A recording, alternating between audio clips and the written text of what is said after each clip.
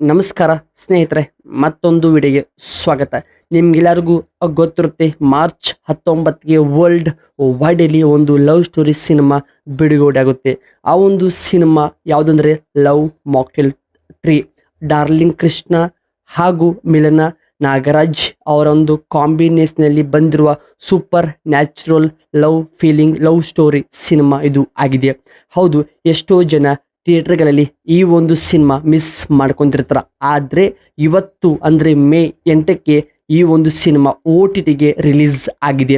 OTTಗೆ ಬಂದ ಬಳಿಕ ಈ ಒಂದು ಸಿನಿಮಾ ಕತೆ ಹೇಗಿದೆ ಮತ್ತು ಯಾವ ರೀತಿ ರೆಸ್ಪಾನ್ಸ್ ಇದೆ ಅನ್ನೋದನ್ನು ರಿವ್ಯೂ ಮತ್ತು ಅನಾಲಿಸಿಸ್ ಈ ಒಂದು ವಿಡಿಯೋದಲ್ಲಿ ಬ್ರೇಕ್ ಡೌನ್ ಮಾಡ್ತೀನಿ.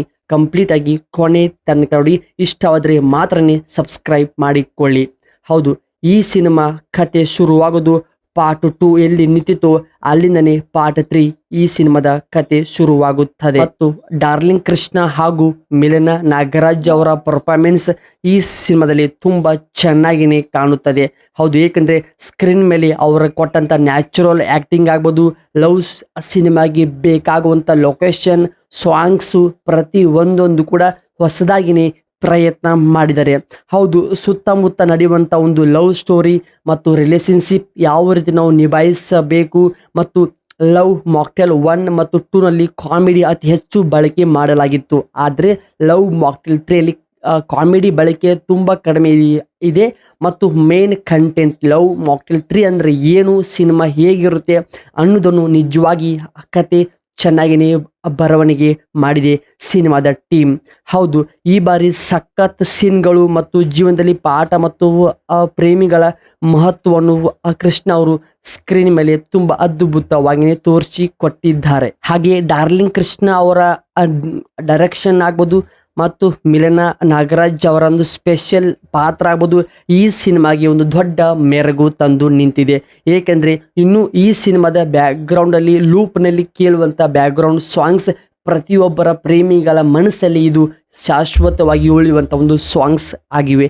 ಏಕೆಂದರೆ ಅಷ್ಟು ನೀಟಾಗಿ ಕಂಪೋಸಿಂಗ್ ಆಗೋದು, ಲಿರಿಕ್ಸ್ ರೈಟಿಂಗ್, ವ್ಯಾಕ್ಯಾಬಲ್ ಆಗೋದು ನೀಟಾಗಿ ಸಿಂಪಲ್ ಆಗಿದ್ರು ಕೂಡ ಸಿನಿಮಾಗೆ ತಕ್ಕಂತೆ ಬ್ಲೆಂಡ್ ಮಾಡಿದ್ದಾರೆ. ಸಿನಿಮಾದ ಸಾಂಗ್ಸ್ ಆಗೋದು, ಬರುವಂಥ ಪಾತ್ರಗಳು ಎಲ್ಲವೂ ಕೂಡ ಸೂಪರ್ ನ್ಯಾಚುರಲ್ ಆಗಿದೆ. ಅಂದರೆ OTT ಬಗ್ಗೆ ಮಾಹಿತಿ ನಾನು ಕೊಡ್ತೀನಿ. ಅಂದರೆ ಈ ಸಿನಿಮಾ ZEE5ಲಿ ಮೇ 8ಕ್ಕೆ ಅಂದರೆ ಇವತ್ತು ಈ ಸಿನಿಮಾ ಬಿಡುಗಡೆ ಆಗಿದೆ. ನಮ್ಮ ಕನ್ನಡ ಮೂಲ ಇಂಡಸ್ಟ್ರಿಯ ನಮ್ಮ ಹೆಮ್ಮೆ ಕನ್ನಡ ಸಿನಿಮಾವಾದ ಕಾರಣ ಕನ್ನಡ ಭಾಷೆಯಲ್ಲಿ ನೀವು ಸಂಪೂರ್ಣವಾಗಿ ಮನೆಯಲ್ಲಿ ಕುಳಿತುಕೊಂಡು ವೀಕ್ಷಿಸಬಹುದು.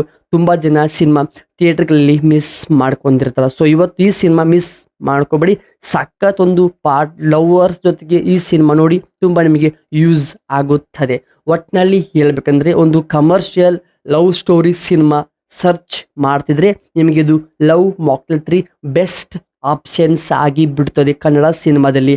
ಹೌದು, ಈ ಒಂದು ರಿವ್ಯೂ ನಿಮಗೆ ಇಷ್ಟವಾಗಿದ್ರೆ ಅಪ್ಡೇಟ್ಸ್ ಏನಾದರೂ ಲೈಕ್ ಅನಿಸಿದ್ರೆ ಕಾಮೆಂಟ್ ಮಾಡಿ. ಹಾಗೆ ಹೆಚ್ಚಿನ ವಿಡಿಯೋ ಆಗಿ ನಮ್ಮ ಚಾನೆಲ್ ಸಬ್ಸ್ಕ್ರೈಬ್ ಮಾಡಿ. ಮತ್ತೆ ಸಿಗೋಣ ಬೇರೆ ಕಂಟೆಂಟ್ ಕಾಯ್ತಾರೆ. ನಮಸ್ಕಾರ.